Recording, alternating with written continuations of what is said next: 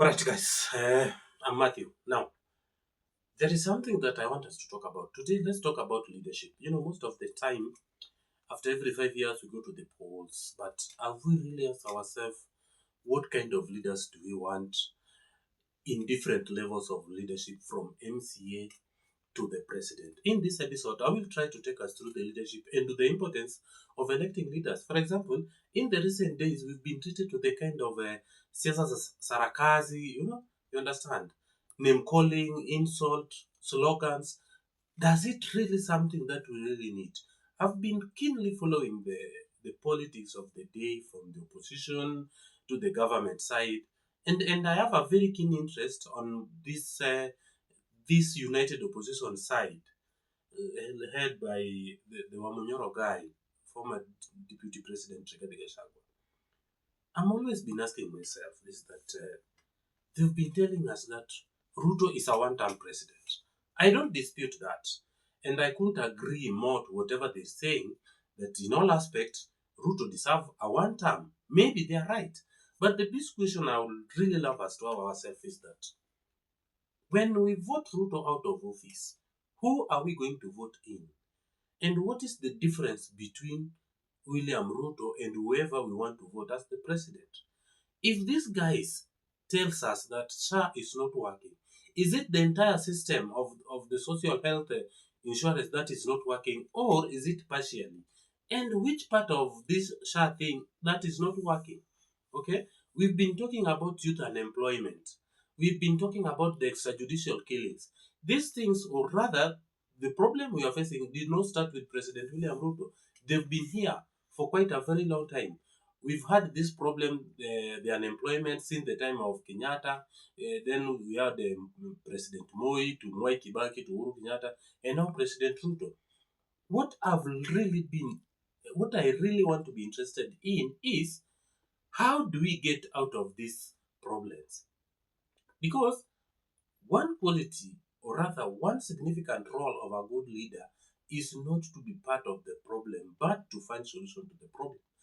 By saying one term, by saying Ruto must go, how will that ensure that our jobless young men and women got their job? If you walk around town, around the street of major towns in the country, you realize that people are closing down their shops. Why? Is it because they've been overtaxed, or is it just because we don't have a good business environment that can allow our businesses to bloom? And what are these guys doing to help solve that, rather than telling us Ruto must go and the one-time narrative? Is that really what we want to hear? I believe that we are a generation that is quite literate, unlike our fathers and the old generation that maybe education was somehow a big challenge. Today, we have a generation that are quite literate, are quite educated. Is it this really what we want? Do we really want to have these narratives and these songs? Does that qualified one to become a president or to become a presidential candidate? Let's take a moment and ask ourselves this question so that when we go to elections, we don't vote because of our emotions or because of our tribal affiliation or because someone belong to that party which I'm a member of, but let us vote leaders. I would really love to listen to the opposition, those who are telling us to vote Ruto as a one-term president. What solution are they offering apart from what President William Ruto is giving to Kenyans? When you talk about youth unemployment, please, would you go a step further and tell us how are you going to help navigate the unemployment crisis in the country? For instance, let's take agricultural department. What are you going to do to ensure that we can use agriculture as a mode of a business to help reduce uh, unemployment so that most of our young guys can go into agribusiness and make a living for themselves? How are you going to ensure that their businesses, instead of businesses closing down because of maybe high taxes or unconducive working environment or high unfavorable economy, what are you going to do to ensure that our business flourishes so that many people can go into business? If one guy open a small kiosk or even open a kinyozi or a salon, he employed another guys. That is one way we can create job. I would really love, or rather I'm so much interested on what these leaders are going to do in such sectors. Industry. How is our industrial sector doing? Okay. What do we produce? How are we going to ensure that businesses do well in our country? We have small and medium entrepreneurs. What are you going to do to them so that their business can continue growing and creating more employment? We've been in a country whereby investors will rather go and invest in another country. What are you going to ensure that as a country we attract more investors, we create more job opportunities? I really think that it is not just about one term. It should not be just about one term and the Ruto must go and the slogans. Okay? The slogans are good. The slogans are good. But why can't we take a moment and look beyond slogans? When someone tell you one term, or someone tell you two term, the two term guys, of course, they have something they can offer. They have the lies. They have something they can tell us. We are doing this. We are doing this.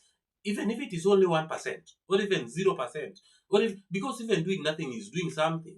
But you guys who are telling us that the presidency and the government should not be given another chance, can you give us a better option so that even us as Kenyans, as voters, when we go there to vote, or when I talk to a friend of mine, I can really convince them that why are we saying that we don't want to vote in this regime and instead have another regime? It's because of ABCD. I cannot go and convince my mom somewhere in the village that don't vote President William Ruto simply because we are singing one time, or simply because we are saying Ruto must go. How is that helping us? Okay? You say this one is working. Please, let's have a rethink and give a solution. Let's take a moment. President William Ruto, when we were voting President William Ruto, we were warned that this guy is not right for the leadership of this country. But for the reason known to us, we give him a benefit of doubt. He's been doing whatever he's doing. Okay, we've seen what he's doing. Okay, but now when you come and tell us that we should vote him out, could you give us a better option? Most of the voting that we've seen in this country, we've been voting based on our emotions, based on our tribalism, based on our party affiliation. You vote someone because he's of your party. You vote someone because he belongs to your tribe. You vote someone because someone has triggered our emotion. Like today, the Kenya the one-term brigade and the Ruto must go brigade are just trying to to ensure that we become so much emotional so that when we are going to the poll, we develop some kind of hatred to the president. We don't vote the president because we need a better option, but we vote out the president because we hate him. That should not be the case. If we are going to vote out President William Ruto, let's vote out President William Ruto because we need a better option. And the better option we can only get if those who want to become president can give us a very practical reason or a very practical example why they are giving us a better opportunity. Not just going out there and saying one time, nini, blah, blah. This is vitu tusasikia. It is time for us to think outside the box so that at least by the end of the day, we can build a country that will be so much that can accommodate everybody. We can build a future for our children and our children's children, but not something that can only, we should not vote because our emotions have been triggered. I really want to plead with you guys, everybody watching, that if we want to make a change in this country, then first we have to be sober. We must sober up, check our emotions. Don't allow anybody to trigger our emotions. Don't allow anybody to try to bring the tribal card and say this community benefit from this government than this community. I have friends that come from the central Kenya. We've had presidents. Actually, out of the five presidents we've had, three comes from Mount Kenya region. But there are some people that still come from Mount Kenya that still doesn't cannot even afford a single meal. They're still struggling. Why? President Moi ruled for 24 years. But go to Baringo, his own county. Okay? That does not prove that when the president comes from your community, then you will benefit. But when a president think of the entire nation, everybody today is praising President Mwai Kibaki because what he does to the country. Okay, everybody across the country said that he was maybe one of the best presidents we ever had. Okay, not just people coming from his own backyard, But it is time that we must think outside the box, look at presidency as a unifying figure that will unite the entire nation, give opportunity to our youth, give policies that will benefit us as a country.